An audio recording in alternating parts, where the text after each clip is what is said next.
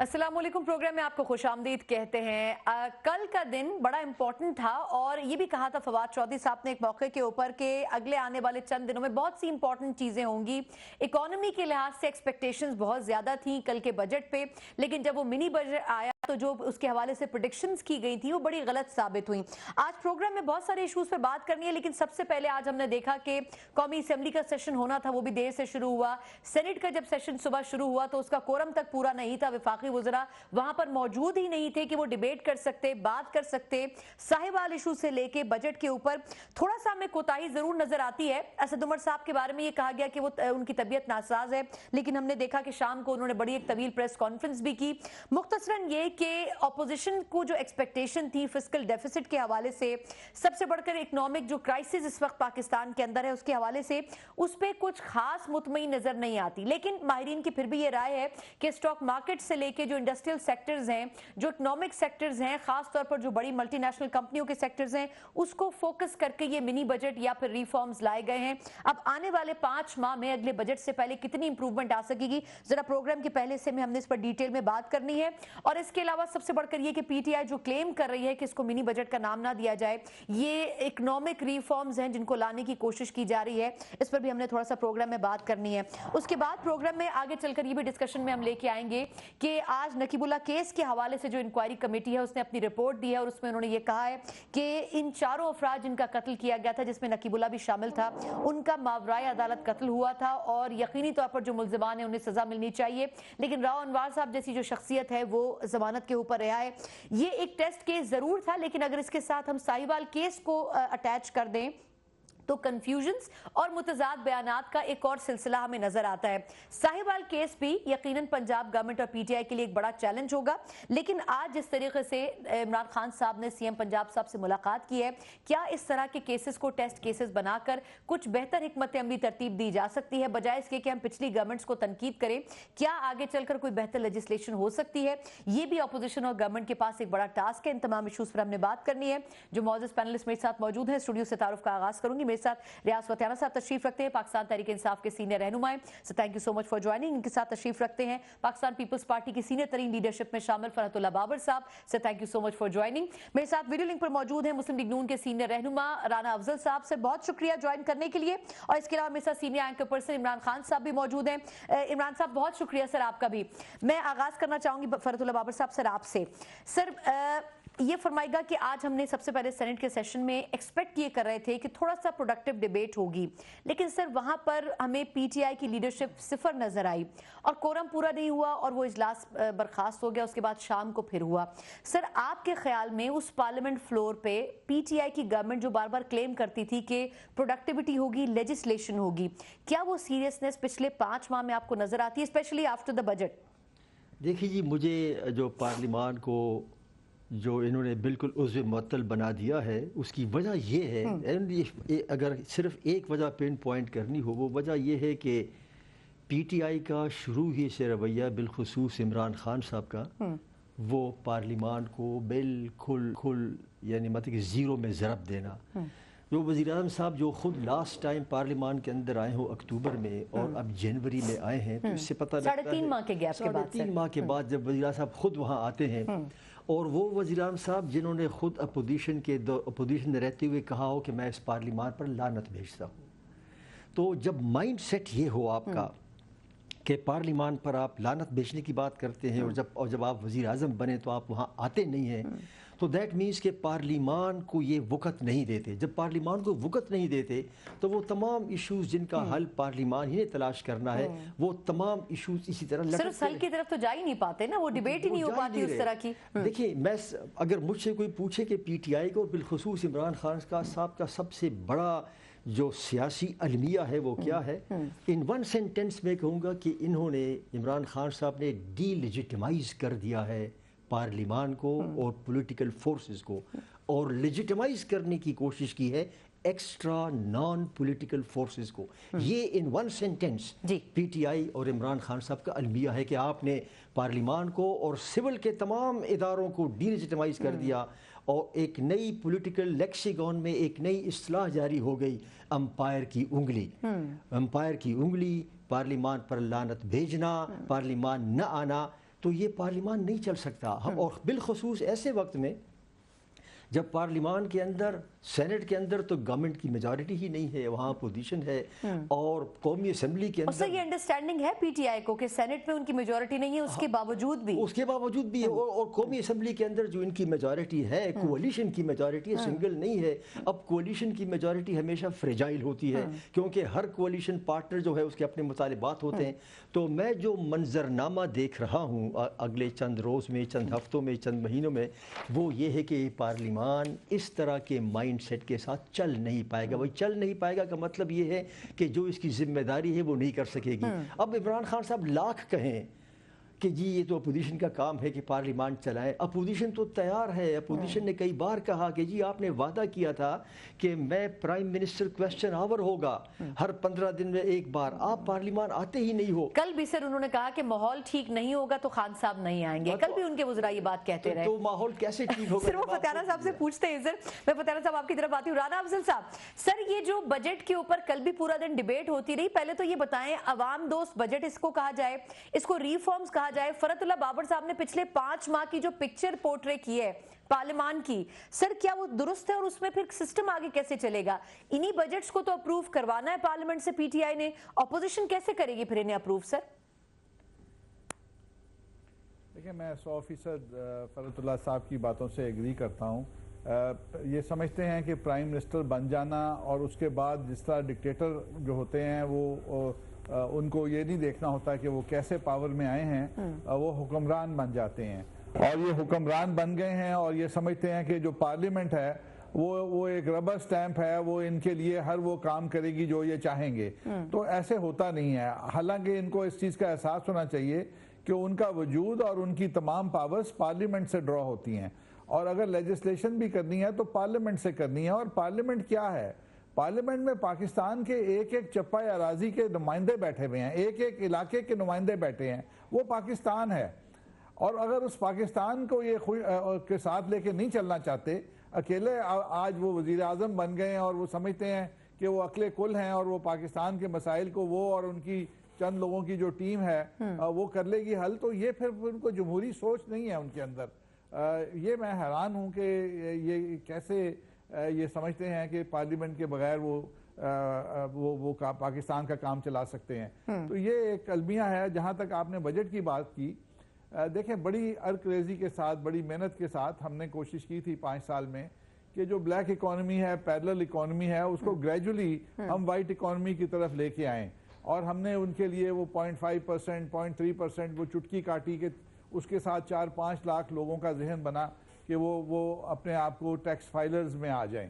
اور بہت سے لوگ ابھی سوچ رہے تھے کہ وہ بھی ٹیکس فائلر بن جائیں, اور انہوں نے اس کے اوپر پانی پھیر دیا اور ان کے جو ان کو وہ تمام سہولتیں دے دیں جو کہ ایک ٹیکس فائلر کے پاس ہوتی ہیں. تو وہ کیوں بلیک اکانومی کے لوگ جو ہیں وائٹ اکانومی میں آئیں گے؟ تو اب اگر جو لوگ آلریڈی ٹیکس فائلر نہیں ہیں اور ٹیکس دینا نہیں چاہتے, وہ بڑے خوش ہیں, اور ان کو خوش ہونا بھی چاہیے کہ ان کو ایک برات ملی ہے, لیکن انہوں نے پاکستان کی کوئی خدمت نہیں کی ہے. اچھا ویسے اس میں رانا صاحب اگر 170 جی سے کمپلیٹ کر لیں سر. اگر 170 ارب کا ڈیفالٹ نہ ہوا ہوتا ان کا ٹیکس ریونیو کلیکشن میں, تو اس منی بجٹ کی ان کو ضرورت نہ پیش آتی. اور آپ نے کہا کہ یہ کہتے ہیں منی بجٹ نہ کہو, اس کو ریفارم پیکج کہو. جو کتابچے انہوں نے چھاپے ہیں اس کے اوپر منی بجٹ لکھا ہوا ہے کہ یہ فائنانس. اچھا کیا اتنا فائنینشیل کرائسس تھا کہ 2 مرتبہ بجٹ, میں رانا صاحب واپس آپ کی طرف آتی ہوں. عمران صاحب کیا اتنا کرائسس تھا سر کہ 2 مرتبہ منی بجٹ لانا پڑا؟ اس کو چاہے ریفارمز کا نام دیں, اس کو بجٹ کا نام دیں, کیا سر ضرورت تھی؟ اور اس کے آنے کے بعد بھی جو کل جو ریفارمز کی صورت میں آیا ہے, کیا اگلے 5 ماہ گزر سکیں گے آسانی کے ساتھ, یا ایک اور ایکسپیکٹ کیا جائے گا منی بجٹ؟ سر دیکھیے, سب سے پہلے تو جو یہ بجٹ آیا منی بجٹ, اس کو منی بجٹ ہی کہیں گے, آپ کچھ بھی کہیں, اس کو نام کچھ بھی آپ دے سکتے ہیں, لیکن یہ ایک اور بجٹ تقریر تھی وزیر خزانہ کی. اب یہ اگر آیا ہے تو اس میں سب سے پہلی چیز یہ ہے کہ اس سے پہلے والا جو بجٹ تھا اس میں آپ کو ناکامی ہوئی ہے. جب آپ ایک نیا منی بجٹ لے کر آتے ہیں تو پھر اس کا مطلب یہ ہوتا ہے کہ اس سے پہلے والا جو تھا اس سے آپ مطمئن نہیں ہیں, یا اس سے آپ اپنے اہداف حاصل نہیں کر سکے, اس لیے آپ کو ایک اور بجٹ لانا پڑا ہے. تو یہ تو بالکل تسلیم شدہ حقیقت ہے کہ پہلے جو اہداف تھے پاکستان تحریک انصاف کے ان کو وہ حاصل نہیں کر پائی. یہ بجٹ اب لے کر آئے ہیں, یہ نسبتاً بہتر ہے. مجھے لگتا ہے کہ ان کے اب کچھ اہداف یہ حاصل کر لیں گے لیکن تمام اہداف ابھی حاصل نہیں کر سکتے, یعنی کچھ نہ کچھ بہتری بہت مشکل ہے, ٹھیک ہے, خزانہ خالی ہے. بالکل ٹھیک. اچھا فتیانہ صاحب سر, کسی حد تک ویسے عمران نے جو پورٹری کی ہے پکچر وہ زیادہ تر ماہرین کی رائے یہ ہے, لیکن اپوزیشن نے سر اس بات کے اوپر وہ نہیں کیا. دو بنیادی سوال سر اپوزیشن نے کل بھی اٹھائے, آج بھی اٹھائے. ایک انہوں نے کہا جو فسکل ڈیفیسٹ چل رہا ہے, کرنٹ اکاؤنٹ خسارہ جو چل رہا ہے, جو اکنامک کرائسس ہے, جو خزانہ خالی ہے, اس کے لیے اس بجٹ میں کچھ نہیں کیا گیا. کیا یہ درست نہیں ہے سر بات؟ دیکھیں اپوزیشن نے نہ کل سوال اٹھایا نہ آج سوال اٹھایا, میڈیا پہ اٹھایا. سر احسن اقبال صاحب نے کل گفتگو کی, سر باقی لوگوں نے, نوید قمر صاحب نے گفتگو کی کل. میں کروں کہ اپوزیشن کا رویہ کل بھی بہت منفی تھا, جس طرح ہنگامہ کیا گیا, جس طرح نعرے بازی کی گئی. میرا خیال یہ کہ ہمارے اچھے ویلیوز اور ایتھکس ہم سیٹ نہیں کر رہے ہاؤس کے اندر. اس طریقے سے تو انارکی پھیلتی ہے, اور میں سمجھتا ہوں کہ میں توقع کرتا ہوں اپوزیشن میں اچھے لوگوں کی کمی نہیں ہے, لیکن انہیں چاہیے تھا کہ مہذب رویہ اختیار کرتے. قوم ساری دیکھ رہی ہے, ٹی وی چینل پہ سارا لائیو پروگرام چل رہا ہے, اور اس سے پی ٹی آئی کا امیج بلند ہوا ہے کہ ہم نے آگے سے ریئیکٹ نہیں کیا, خاموشی سے. لیکن آج شروعات مراد سعید صاحب نے کر دی. نہیں لیکن آج اگر اپوزیشن نہیں کرتی تو سر گورنمنٹ کی طرف سے انیشیٹ ہو جاتا ہے. اس پہ بھی آج پھر کیا ہوا, اپوزیشن نے بجٹ ایجنڈا پھاڑا, پھینکا, نعرے لگانے شروع کر دی. یہ اچھی بات نہیں ہے. اگر اس مراد سعید نے کھڑا ہو کر بات کی تھی, اس کو سن کے ہضم کرتے, سنتے, تو میرا خیال ہے کہ وہ بیٹھ جاتا. بنیادی طور پر اپوزیشن میں کوئی جو مکینیکل پرابلم ہے اس کو ریزالو کرنے کی ضرورت ہے. انہیں چاہیے کہ اپنا رویہ مہذب کریں, قوم کو مزید بیوقوف نہ بنائیں. سر یہ تحمل, ویسے معذرت ہم ٹاپک سے تھوڑا سا ہٹ گئے, لیکن یہ تحمل کا مظاہرہ تو گورنمنٹ کی طرف سے ہونا چاہیے نا, وہاں سے الٹا ریاکشن زیادہ آ رہا ہوتا ہے. سر دیکھیں ہمارے پاس بھی ایسے کچھ لوگ دوست ہیں ہمارے جو جذباتی ہو جاتے ہیں, ہر طرف ایسی حالات ہوتے ہیں. لیکن میرا خیال ہے کہ جو اعتدال پسند لوگ ہیں اپوزیشن میں, حکومت میں, سب کو مل کر اس سسٹم کو چلانا ہے اور اسمبلی کو کنٹینیو کرنا ہے اور جمہوریت کو پٹری پہ رکھنا ہے. دوسری بات یہ کہ موجودہ حکومت کی سب سے بڑی خوبی یہ ہے کہ اپنی بات پہ اڑتی نہیں ہے, ضد نہیں کرتی ہر بات پہ کہ میں نہ مانوں. جہاں محسوس کرتی ہے اپنا راستہ بدل دیتی ہے. سر پبلک اکاؤنٹس, رانا صاحب مسکرا رہے ویسے آپ کی بات پہ, پبلک اکاؤنٹس کمیٹی پہ 3 مہینے سر آپ لوگوں نے ضد کی, نتیجہ وہی کا وہی. دیکھیں ہم تو ضد نہیں کرتے, ہم یہ نون اور پیپلز پارٹی والے میرے دوست ماشاءاللہ. اچھا وہ ضد کرتے ہیں سر, یہ تو آپ مذاقاً بول رہے ہیں میرا خیال. خان افضل صاحب بھی میرے دوست ہیں. میرے مقصد یہ اچھے لوگ ہیں, ان کی پارٹیوں میں گڑبڑ ہے. گزارش یہ ہے, ٹیکنیکل ایرر ہے اس کا مطلب ہے, ٹھیک ہے. گزارش یہ ہے کہ ہم دیکھیں نا, جب ہم نے محسوس کیا کہ جو پہلا بجٹ ہم لائے تھے وہ کوئی زیادہ اچھے نتائج نہیں دے رہا, تو ہم نے اس پہ اڑے نہیں رہے, ضد نہیں کی. ہم نے فوراً ایک نیا فیصلہ کر لیا کہ سپلیمنٹری بجٹ لاتے ہیں. آئین میں کہیں نہیں لکھا ہوا کہ آپ سپلیمنٹری بجٹ نہیں لا سکتے. لیکن باقی پارٹی جب ایسا کرتی تھی ان پر تنقید کرتی تھی پی ٹی آئی نا. ایک سے زیادہ دفعہ بھی ہم اگر ہم چاہیں تو ہر 2 مہینے بعد سپلیمنٹری بجٹ لا سکتے ہیں. کہاں رولز ریگولیشن یا آئین میں رکاوٹ نہیں ہے. لیکن ہم نے ایک بہتر فیصلہ کیا. آج پاکستان کے سارے ممتاز ماہرین معاشیات اپریشیٹ کر رہے ہیں, عوام خوش ہے, سارے طبقات خوش ہیں, صنعت کار, تاجر, ہر طبقہ خوش ہے کہ پہلی مرتبہ ایک پاکستان کی ہسٹری میں اس سے بہتر بجٹ پیش کیا ہی نہیں جا سکتا.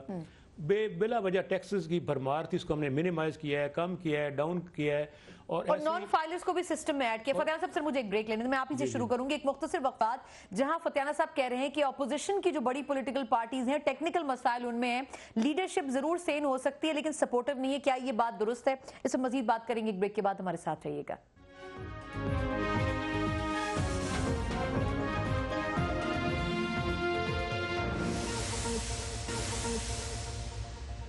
بریک کے بعد ایک بار پھر آپ کو خوش آمدید کہتے ہیں. اسد عمر صاحب کی جو آج پوسٹ بجٹ پریس کانفرنس بھی تھی, اس میں انہوں نے کہا کہ ہم نے بہت ساری چیزیں بہتر کی ہیں. $2 ارب کا خسارہ تھا, خزانہ بالکل خالی تھا, جو ڈیپٹ چھوڑ کے گئی تھی نون لیگ کی گورنمنٹ وہ اپنے عروج پر تھا. فرد اللہ بابر صاحب سر لیکن مسائل اپوزیشن کی جماعتوں میں ہے سر, پی ٹی آئی صحیح ڈائریکشن میں, یہ فتیانہ صاحب نے کہا ہے. سر فتیانہ صاحب نے کہا کہ یہ اپوزیشن کو کوئی ٹیکنیکل مسئلہ ہے, میکینیکل پرابلم ہے, ہو سکتا ہے کہ ہو, اور اپوزیشن کو چاہیے کہ ڈائگنوز کرے اسے اگر کوئی ہے. لیکن میں فتیانہ صاحب کی خدمت میں گزارش کروں گا کہ آپ مہربانی کر کے پرائم منسٹر صاحب سے کہیں کہ وہ اپنا کنجینیٹل پرابلم کو درست کر لیں. کہ ایک کنجینیٹل ایشو ہے کہ ذہن ان کا نہیں مان رہا پارلیمان کو, ذہن ان کا یہ مانتا ہی نہیں ہے. تو اگر ہمارا کوئی ٹیکنیکل ایشو ہے ڈیفینیٹلی ہوگا, اگر ہے تو اس کو ایڈریس کریں گے, لیکن more serious than that is congenital problem of the prime minister. دوسری بات جو بجٹ کی ہے نا ثنا بیٹی، آپ کا پروگرام بہت لوگ دیکھتے ہیں، آئی نو دیٹ، اور اکثریت جو ہے وہ ان ڈیٹیلز میں fiscal deficit, current account deficit, ان چیزوں کو نہیں سمجھتے، عام لوگ نہیں سمجھتے سر. جی آپ اس کو منی بجٹ کہیں یا نہ کہیں، آپ یہ فسکل بجٹ، ریمیٹنسز اور یہ ساری باتیں آپ کریں اپنی جگہ پر، یہ درست ہوں گی. عام آدمی جو ہے وہ یہ سمجھتا نہیں ہے. وہ عام آدمی کے سامنے دو ایشوز ہیں. ایک تو وہ کہتا ہے یار بجلی، گیس، پانی یہ مہنگا ہوا یا سستی ہو گئی. He just wants to know that. سر وہ تو لوگ نون لیگ پہ ڈال دیتے ہیں نا کہ 2 سال تک انہوں نے ریٹ نہیں بڑھائے ان چیزوں کے. لیکن جس پر بھی آپ ڈال دیں، لیکن جو موجودہ حکومت ہے ذمہ داری بھی ان کی ہے. اگر یہ اور بڑھ گیا ہے اب تو پچھلی حکومتوں نے بشمول ہماری حکومت نے بھی، اگر کچھ غلط ہوا ہے تو غلط ہوا ہے، لیکن اگر ان کے دور میں اب یہ مزید بڑھ رہا ہے تو یہ بڑی تشویشناک بات ہے. دوسرا یہ ہے کہ دیکھیے غریب آدمی تو یہ بھی سوچتا ہے، عام آدمی، کہ اچھا آپ اگر آپ جو بھی ٹیکسیشن آپ کا سٹرکچر ہے، فائدہ کس کو پہنچ رہا ہے؟ اگر فائدہ امیر سے امیر تر ہو رہا ہے اس کو پہنچ رہا ہے، یا فائدہ غریب سے جو غریب تر ہو رہا ہے اس کو آپ اس کی غربت کو کنٹین کرے. یہ ہم دیکھ رہے ہیں کہ ایسا نہیں ہو رہا. ایکویلیبریم جو ہے ویلتھ ڈسٹریبیوشن میں وہ نہیں ہے. آپ دیکھیے یہی گورنمنٹ ہے، سپٹمبر 2018 میں 17 سپٹمبر کو انہوں نے جب بجٹ ایک بجٹ لایا تو اس میں انہوں نے کہا کہ جی یہ جو نان فائلرز کو اجازت دی کہ یہ گاڑیاں وغیرہ خرید سکتے ہیں. انہوں نے کہا نہیں یہ غلط ہے، ہم نہیں مانتے، اس سے تو کرپشن پھیلتی ہے. اور انہوں نے سر دلچسپ بات یہ کہ نان فائلر آلریڈی پرانی گاڑی کو خرید سکتا ہے. دلچسپ بات یہ ہے سر. اب اس وقت انہوں نے کہا کہ یہ غلط ہے اور ان کا وہ پرمیشن جو تھی وہ وڈرا کی گئی.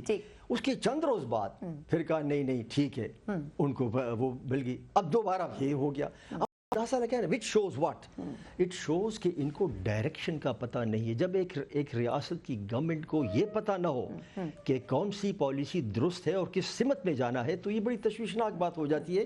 تبھی میں کہتا ہوں کہ دیکھیں آپ نے وعدہ کیا غریبوں سے کہ جی میں آپ کو 50 لاکھ گھر دوں گا، 1 کروڑ نوکریاں دوں گا. اس بجٹ میں جو آیا آپ کچھ انڈیکیٹ کرتے، کچھ بتاتے کہ آپ کا جو وعدہ تھا یہی چیز تھی عام شخص کی، جابز اینڈ ہاؤسنگ، اور سے جو بیسک ریسورسز ہیں وہ اپروچیبل. اچھا میں وقت تھوڑا سا کم ہے، میں بالکل آپ کی طرف واپس آتی ہوں. رانا صاحب، سر یہ جو پچھلے 5 ماہ میں جب ستمبر میں بھی بجٹ آیا، ابھی بھی جو بجٹ آیا اس میں یہی کہا گیا کہ جو کرائسس چھوڑ کے نون لیگ گئی تھی اس کے بعد امیڈیٹلی یہی چیز ہو سکتی تھی.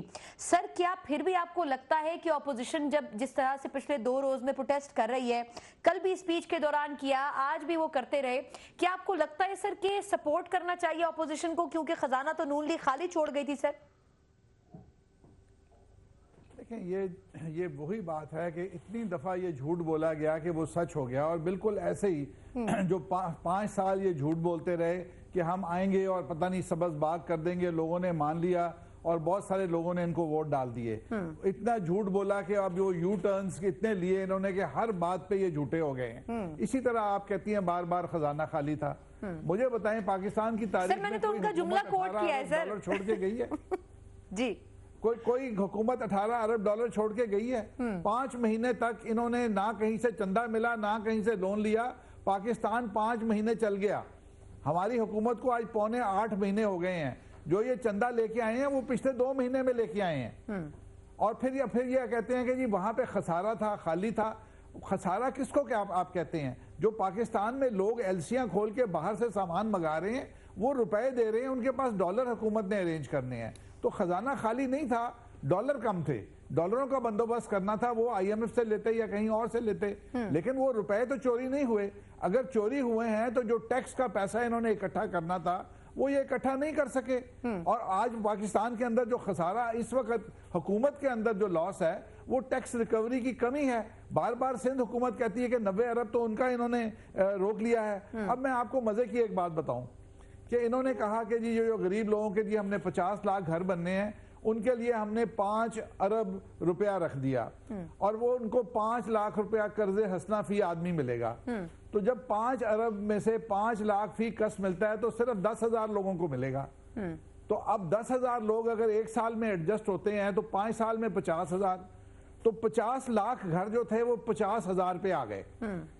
10 गुना से भी ज्यादा 100 गुना कम हो सर, गए, वो तो ये 100 गुना झूठ बोलने वाली पार्टी है। चले सर, वो 5 साल के आंकड़े में पता चलेगा, लोगों को बेवकूफ बनाया। लेकिन 6 महीने में से ग्राउंड वर्क तो उस तरह काम नहीं हो सका ना उसके ऊपर। जो बेसिकली घरों का प्रोजेक्ट था वो 1 करोड़ नौकरियां भी उसी से रिलेटेड थी।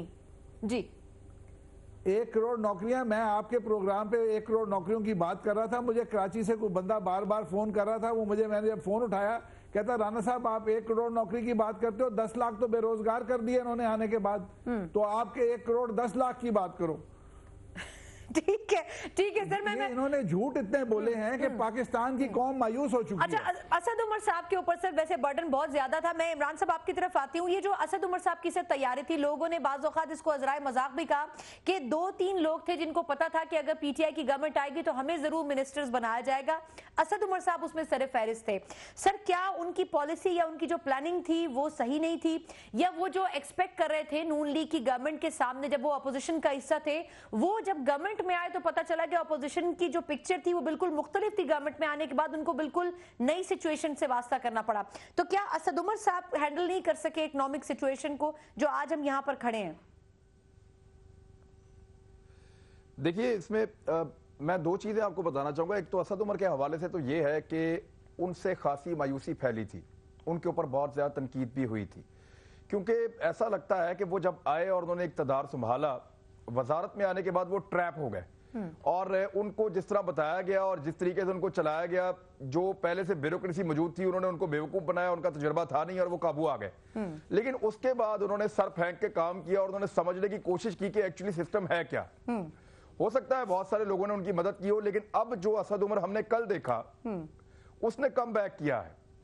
अब एक मुख्तलिफ कल एक मुख्तलिफ वजीर था असद उमर, जिसके ऊपर बहुत तनकीद होती रही, तो वजीर खजाना के तौर पे असद उमर ने कल वापस कम बैक किया है और अगर वो बेहतर काम करेंगे तो पाकिस्तान के लिए बेहतर होगा।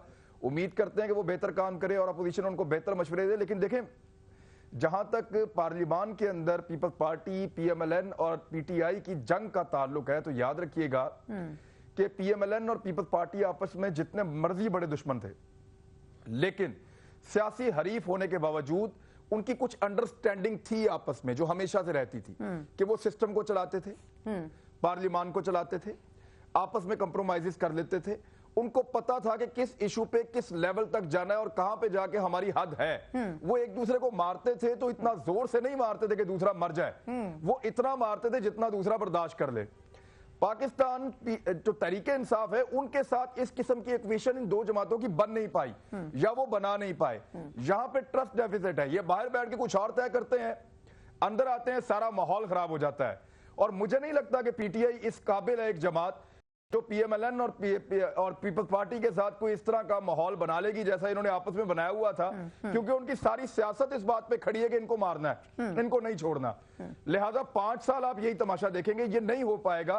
पीपल्स पार्टी, पीएमएलएन कभी भी आपस में जैसे बिहेव करते थे वैसे वो पीटीआई के साथ नहीं कर पाएंगे, मुमकिन नहीं। ठीक, अच्छा, ये बड़ा इंपॉर्टेंट क्वेश्चन उठाया फतियारा साहब का। मैं टेक लूंगी, एक मुख्तसर वक्फे के बाद जरा बात करेंगे कि खान साहब ने खुद साहिवाल वाकये के बाद इंटरवीन करके कहा कि हमारे वुज़रा की तैयारी नहीं थी और उसके बावजूद भी स्टेटमेंट्स दिए गए। क्या खुद पीटीआई को भी सोच समझ कर कदम उठाने चाहिए ऐसे इंपॉर्टेंट इशूज में? इस पर हम बात करेंगे एक ब्रेक के बाद। हमारे साथ रहिएगा।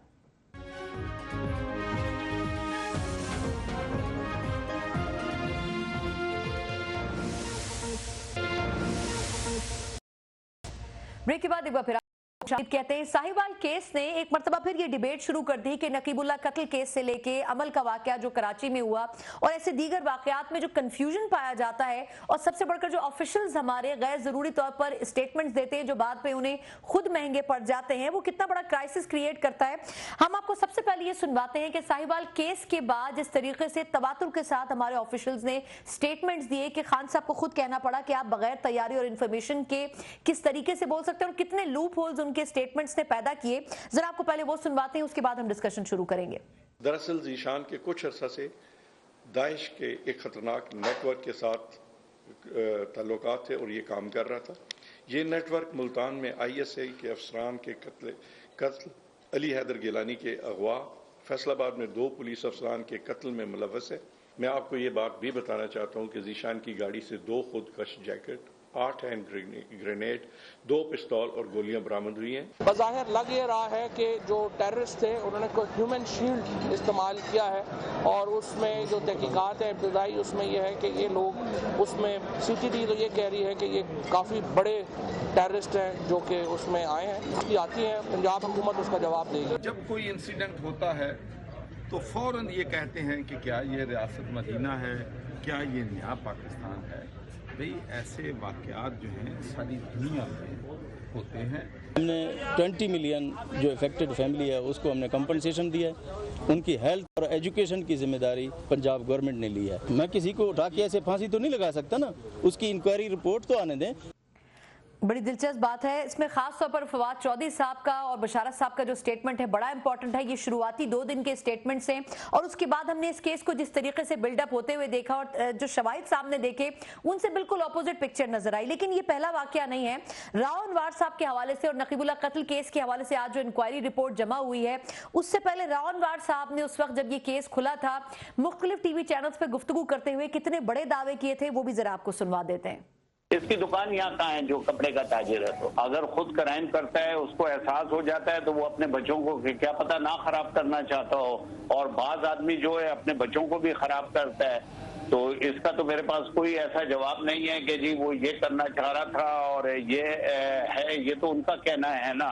तो इस वक्त मैं तो इस तरह की कोई बात नहीं कह सकता, लेकिन एक आदमी का जो जुर्म है वो तो मैंने बताना है और वो मैं उस पे हम कायम हैं। अगर इसका नाम नसीमुल्लाह है तो नसीमुल्लाह के नाम से ID कार्ड क्यों बनाया हुआ था?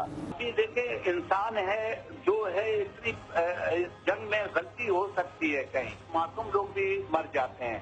मासूम लोग भी मर जाते हैं। पहले गलती का एतराफ नहीं किया, पहले कहा कि शनाख्ती कार्ड उनका यही था और उसके बाद कहा मासूम लोग भी मर जाते हैं। लेकिन आज जो रिपोर्ट आई उसमें बड़ा क्लियर कहा गया कि जो 4 अफराद थे उनका कत्ल मावराए अदालत किया गया।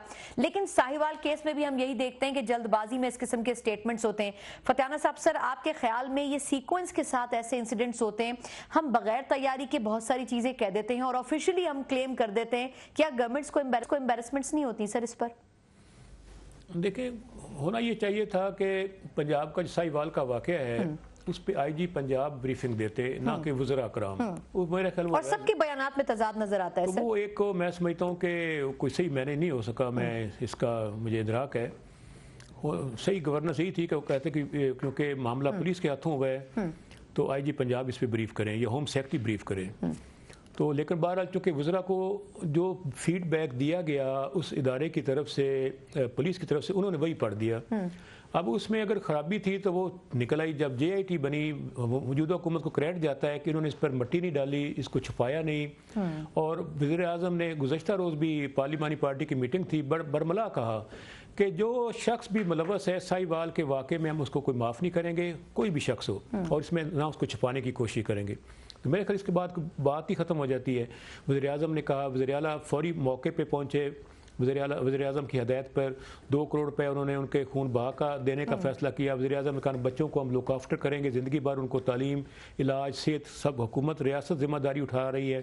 फिर उसके बाद जॉइंट इन्वेस्टिगेशन टीम बनी, उसमें मुक़्तदर इदारों के लोगों को शामिल किया गया, उन्होंने विज़िट किया और उनकी जो पहली इब्तदाई रिपोर्ट दी गई, ज़ाहिर है टाइप करने में कोई टाइम लगता है, उन्होंने कहा ये हमारी इब्तदाई रिपोर्ट है कि जो बच्ची अरीबा और वो खातून जो 37 साल थी और उनके जो हस्बैंड हैं, ये तीनों बुरे वाला के रैशी हैं और बुरे वाला। वो सारी चीजें दुरुस्त हैं, लेकिन क्या इतनी जल्दबाजी में ये बात कहनी चाहिए थी? मैं फरतुल्लाह बाबर साहब क्योंकि थोड़ा सा बात दुरुस्त है कि वो हमें उस वक्त मौके पे बहुत जल्दी में कुछ गुजरा ने कह लेकिन दिया, जो पिछले अदवार में हुआ वही PTI के दौर में भी होते हुए देखा। थोड़ी सी तफरीक होनी चाहिए। मैं वापस आपका टेक लूंगी। फरतुल्लाह साहब सर, मैंने दोनों कंपैरिजन इसलिए रखे कि एक की इंक्वायरी कमेटी की रिपोर्ट आज आई, एक की 1 रोज पहले आई, फ्लॉज दोनों जगह मौजूद हैं। आखिर वजह क्या है सर कि हम बगैर तैयारी के इतनी चीजें कह भी देते हैं और वो फिर बाद में हमें भारी पड़ जाती हैं? सर देखिए जी, अभी फतियाना साहब ने कहा कि चूंकि प्राइम मिनिस्टर ने कह दिया है कि हम बच्चों का ख्याल रखेंगे, किसी को गुनाहगार नहीं छोड़ेंगे, उससे बात रफा दफा हो जाती है। खत्म हुई बात, यहाँ खत्म नहीं होती। मैं ये नहीं कहता कि PTI का वज़ीर आला बराह रास्त मुलव्वस है या वज़ीर मुलव्वस है। PTI की गवर्नमेंट मुलव्वस नहीं होगी, लेकिन जो PTI की गवर्नमेंट ने जो ख़तरनाक गलती की है वो ये है कि शुरू में आउट ऑफ द वे जाकर इन्होंने इसको टेररिज्म का वाक़या करार दिया और पुलिस को और CTD को बचाने की कोशिश की और तवातर के साथ करते रहे। بات اس وقت درست اگر آپ یہ کہتے ہیں کہ یہ انکوائری ہم کر رہے ہیں، لیکن ہر وزیر آتا ہے اور بات کرتا ہے، اور یہ پہلا واقعہ نہیں تھا. آپ کو یاد ہے اسی اسلام آباد آپ کے شہر میں ایس پی داوڑ اغوا ہوا تھا، اور آپ کو یاد ہوگا کہ وزیر اعظم کے ترجمان نے جو سرکاری عہدیدار ہے اس نے وائس آف امریکہ سے کہا کہ جی وہ تو بازیاب ہو کے گھر چلا گیا ہے، اور وہ بار بار اسے پوچھتی ہے کہ جی وہ اگر گھر چلا گیا تو یہ تو ہیڈ لائن خبر ہوگی.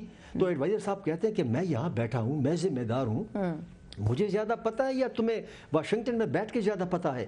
تو آپ اندازہ لگے اس سامنے نہیں آ سکیں گے. اور وہ جس نے یہ اطلاع دی جس ادارے نے، کیا ان کو یہ پتہ نہیں تھا کہ جب وہ یہ کہہ رہے تھے کہ ایک گاڑی چل پڑی ہے اور یہ گاڑی دہشت گردوں کی ہے، تو ان کا یہ فرض نہیں بنتا تھا کہ وہ یہ کہتے کہ اس گاڑی میں دہشت گرد نہیں ہے؟ یہ ان کی ذمہ داری تھی. اب دیکھیے گورنمنٹ کہاں فیل ہوئی، جب لا منسٹر سے باضابطہ پوچھا گیا کہ جی اس انٹیلیجنس ادارے کے بارے میں کیا کوئی تفتیش ہوگی، کیا کوئی آپ پوچھیں گے، کیا کوئی بات. انہوں نے کہا قانون کے مطابق اور قانون کے دائرے میں رہتے ہوئے.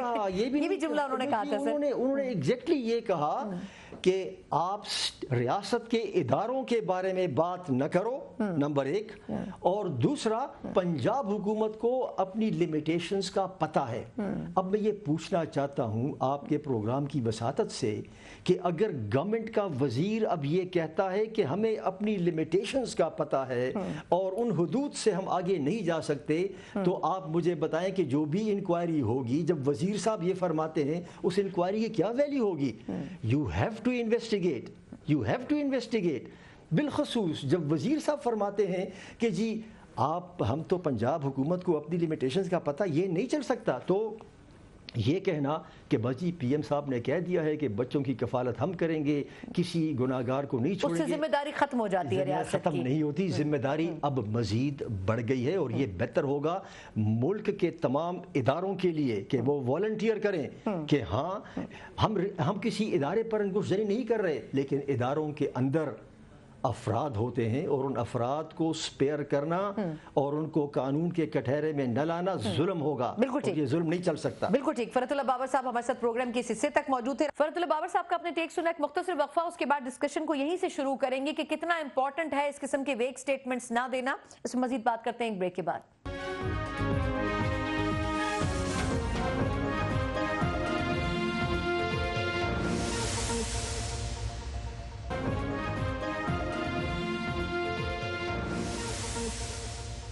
بریک کے بعد ایک بار پھر خوش آمدید کہتے ہیں. رانا افضل صاحب، سر میں آپ کی طرف آؤں گی، یہ پوچھنا چاہوں گی، یہ جو اٹھایا ہے فرحت اللہ بابر صاحب نے، سر آپ کے خیال میں تمام طریقے سے اور تمام پلیٹ فارمز پہ ہمیں یہ فلاز نظر آتے ہیں، لیکن کیا صرف ایک گورنمنٹ کو الزام ٹھہرانا، یا یہ ٹرینڈ بن چکا ہے سر کہ ہم غیر ذمہ داری کے ساتھ بات کر لیتے ہیں اور اس کے بعد وہی بات ہمیں بھاری پڑ جاتی ہے؟ دیکھیں بالکل جو فرحت اللہ بابر صاحب نے کہا، اس سے پہلے فتیانہ صاحب کہہ رہے تھے کہ ہم نے مٹی نہیں ڈالی، ہم نے بڑے ذمہ داری سے اس کو ایکسپوز کر دیا. انہوں نے پوری مٹی ڈالنے کی کوشش کی. انہوں نے کہا جی وہ دہشت گرد تھے، وہاں سے وہ جیکٹس نکلی اور وہ انفارمیشن تھی، اور لیکن یہ تو آپ شکریہ ادا کریں ان عام پاکستانیوں کا جنہوں نے بس میں بیٹھ کے مووی بنائی اور انہوں نے دکھا دیا کہ وہاں سے کوئی اسلحہ نہیں نکلا، وہاں پہ بچوں کو نکالا گیا اور پھر ان کو گولیاں ماری گئیں سٹنگ ڈکس کی طرح. تو یہ انہوں نے تو مٹی پوری ڈالنے کی کوشش کی. یہ تو عوام کے جو موویز تھی اور وہاں کے جو لوگ تھے جنہوں نے بیان دیے کہ ہمارے سامنے یہ سارا کچھ ہوا، یہ تو ایکسپوز ہو گئے. اور اس کا مطلب یہ ہے کہ اسی طرح سے یہ جھوٹ بولتے ہیں. اسی طرح سے عمران خان 5 سال بیان دیتے رہے کہ جی یہاں 10 ارب ڈالر کی پاکستان سے چوری ہوتی ہے. اسٹیٹ ڈپارٹمنٹ کی رپورٹ ہے، نہ ہمیں وہ اسٹیٹ ڈپارٹمنٹ کی رپورٹ مل رہی ہے، نہ اسٹیٹ ڈپارٹمنٹ اس کو اون کر رہا ہے. اور اگر وہ 10 ارب ڈالر چوری ہوتے تھے وہ آج ان کو مل جانے چاہیے تھے 6 مہینے کے اندر. تو یہ انہوں نے عوام کو بیوقوف بنا کے حکومت بنائی ہے. ایک جھوٹ نہیں 5000 جھوٹ بولے ہیں اور جھوٹ بولتے جا رہے ہیں.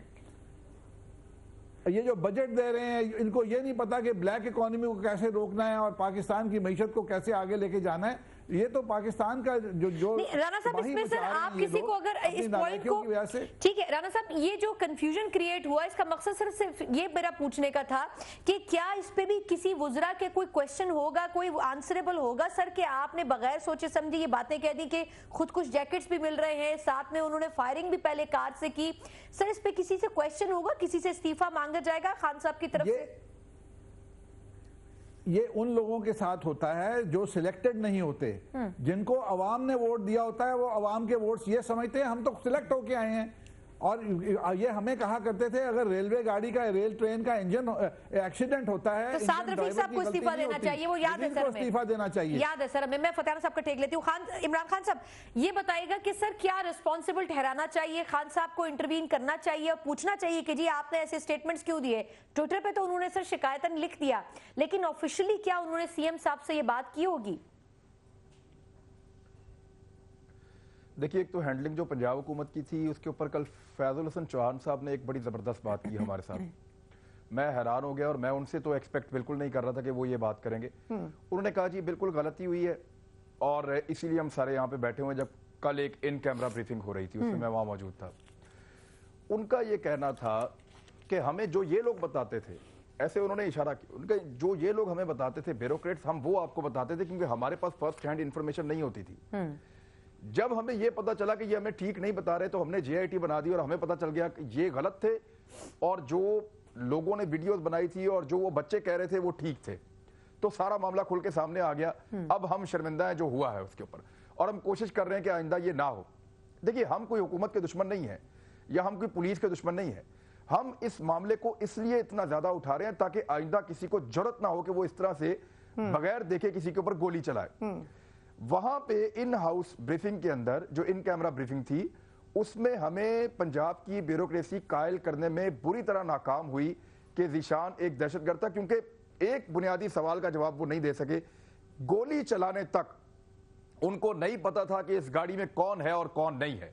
ایون ان کو یہ بھی نہیں پتا تھا کہ ذیشان نامی کوئی آدمی ہے جس کی یہ گاڑی ہے، یہ بھی نہیں پتا تھا. لیکن عمران جب دروازہ کھول کے بچے اتار لیے تھے، کچھ پتا نہیں تھا. سر میرا کویسچن یہ جب بچے اتار لیے گئے تھے تو اس کے بعد تو موقع دیا جا سکتا تھا نا. دنیا میں کسی بھی طرح اس طرح اسٹیٹ فائر نہیں ہوتے. میں آپ کو بتا دوں ایکچولی یہ ISI نے، میں آپ کو بتاتا ہوں، یہ انٹیلیجنس ایجنسیز نے، حساس اداروں نے ایک تھریٹ جاری کیا تھا کہ لاہور کے اندر ایکشن ہو سکتا ہے. افغانستان سے انفارمیشن آئی تھی اور اس بنیاد کے اوپر انہوں نے 2-3 لوگ پکڑے بھی تھے. ایک پارٹی کو فیصل آباد میں مارا بھی تھا، جہاں ایک مصری شاہ میں آپریشن کر کے یہاں سے بھی جیکٹس پکڑی تھی اور اسی چکر میں یہ اس گاڑی کے پیچھے لگے ہوئے تھے.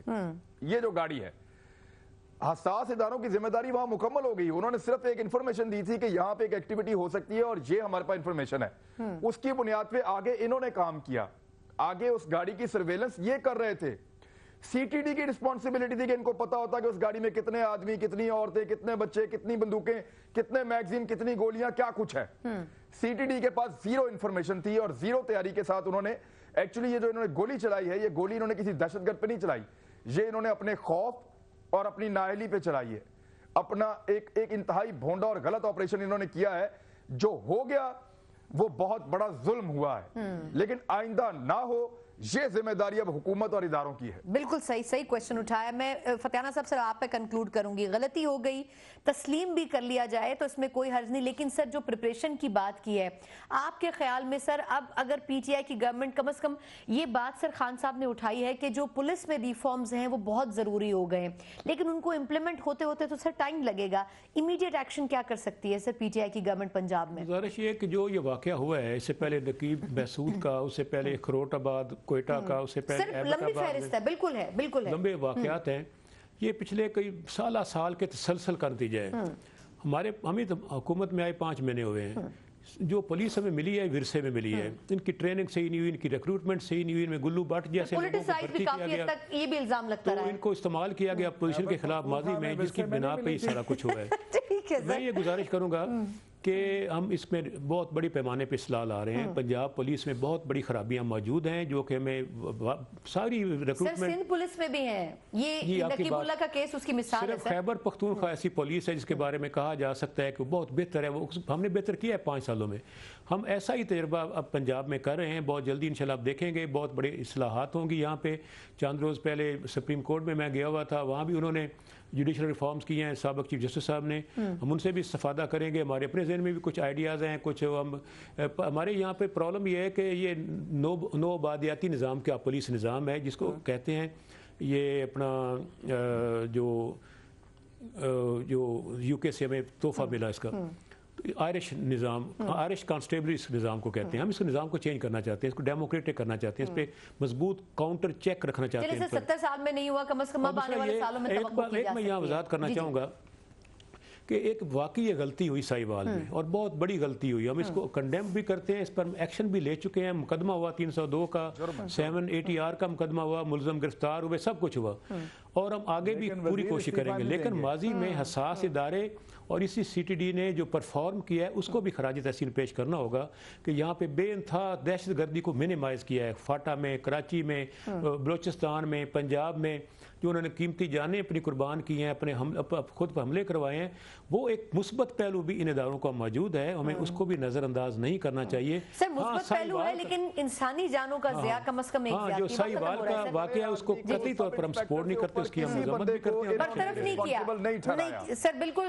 برطرف بھی نہیں کیا سر، دے اوپر کسی کو رسپانسیبل نہیں ٹھہرایا۔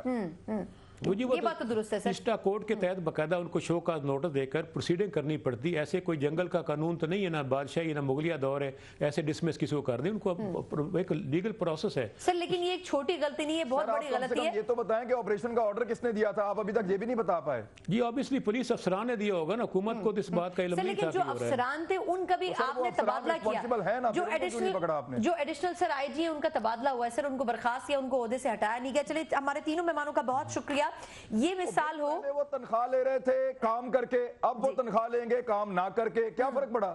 بیسکلی ان کا تبادلہ کیا گیا، ان کو برطرف ابھی بھی نہیں کیا گیا۔ پوائنٹ صحیح اٹھایا عمران نے، لیکن وقت ختم ہو چکا ہے۔ میں جانے سے پہلے صرف اتنا کہنا چاہوں گی، نقیب اللہ قتل کیس ساہیوال کا انسیڈنٹ ہو، جن لوگوں نے دنیا سے جانا تھا، اپنوں سے بچھڑنا تھا، وہ تو بچھڑ گئے، اب ان کو واپس نہیں لایا جا سکتا۔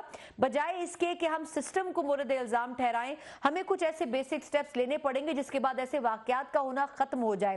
یہ 2 انکوائری رپورٹ، چاہے وہ جی آئی ٹی رپورٹ ہو ساہیوال واقعے کی یا پھر انکوائری رپورٹ ہو نقیب اللہ کیس کی، یہ نہ صرف ہمارے سسٹم کے منہ پر ایک تماچا ہے، بلکہ یہ سوال بھی اٹھاتی ہے کہ کیا پاکستان میں انسانی جانیں اتنی بے قیمت ہو چکی ہیں کہ لوگ اس کو گوانے کے بعد بھی اپنے لیے انصاف کا اصول اور ان کے اہل خانہ انصاف کا اصول نہیں کر پاتے؟ یہ کم از کم پی ٹی آئی کی گورنمنٹ کو ضرور سوچنا ہوگا۔ پروگرام سے مجھے اجازت دیجیے، اللہ حافظ۔